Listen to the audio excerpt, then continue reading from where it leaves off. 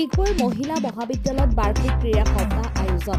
ডিগবৈ মহিলা মহাবিদ্যালয়ত বাৰ্ষিক ক্ৰীড়া সপ্তাহ জানুৱাৰী ২৭ তাৰিখৰ পৰা ১ ফেব্ৰুৱাৰী তাৰিখলৈকে আয়োজন কৰা হয়। এই আয়োজনে ছাত্ৰ-ছাত্ৰীসকলৰ মন উৎফুল্লিত কৰি তুলিছে। ডিগবৈ মহিলা মহাবিদ্যালয়ৰ ছাত্ৰী একতা সভাৰ তৎপৰতাত মহাবিদ্যালয়খন আটকধুনীয়াকৈ সজাই তোলা হৈছে। সংগীত, বিহু নৃত্য, খেল আদিৰ প্ৰতিযোগিতাসমূহ মহাবিদ্যালয়ৰ বাৰ্ষিক ক্ৰীড়া সপ্তাহত সন্নিৱিষ্ট কৰা হয়।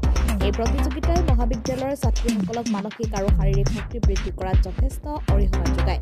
মহাবিদ্যালয়ৰ বাৰ্ষিক ক্ৰীড়া সপ্তাহৰ লগত সংগতি ৰাখি ১ ফেব্ৰুৱাৰীৰ দিনা বাৰীৰহণীয়া সাংস্কৃতিক শোভাযাত্ৰা বাহিৰ কৰা হয় আৰু বঁটা বিতৰণ সভা আয়োজন কৰা হয়।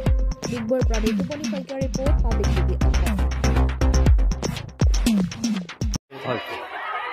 নমস্কাৰ, আজি আমাৰ কালচাৰেল ৰেলী আছিলে।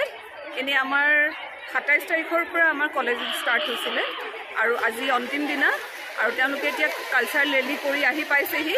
তাৰপিছতে আমাৰ যিটো প্ৰাইজ ডিষ্ট্ৰিবিউশ্যন আছে সেইটো অনুষ্ঠিত হ'ব আৰু আমাৰ ছোৱালীখিনি ইউথ ফেষ্টিভেল হোৱাৰ পিছৰ পৰা আমাৰ ছোৱালীখিনি আগতকৈ বহুতখিনি আগুৱাই গৈছে বুলি মই অনুভৱ কৰিছোঁ আৰু সকলো ছাত্ৰীয়ে আমাৰ যিখিনি সাপ্তাহিক অনুষ্ঠান হৈছিলে তাত তেওঁলোকে জইন কৰিছিলে আৰু তেনেকৈ আজি প্ৰাইজ দিয়া হ'ব। তেওঁলোকে আজি প্ৰাইজ ল'বলৈ আহিছে। ধন্যবাদ। নমস্কাৰ, আমি ডিগবৈ মহিলা মহাবিদ্যালয়ৰ ২০২৪ বৰ্ষৰ ৪২তম বাৰ্ষিক ক্ৰীড়া সপ্তাহ অনুষ্ঠিত কৰিছিলোঁ ২৭ জানুৱাৰীৰ পৰা। আজি আমাৰ বাৰ্ষিক ক্ৰীড়া সপ্তাহৰ অন্তিমটো দিন। আজি খুবেই ভাল লাগিছে। আমাৰ মহাবিদ্যালয়ৰ বিভিন্ন বিভাগে সাংস্কৃতিক শোভাযাত্ৰাসমূহ কৰিছে। খুবেই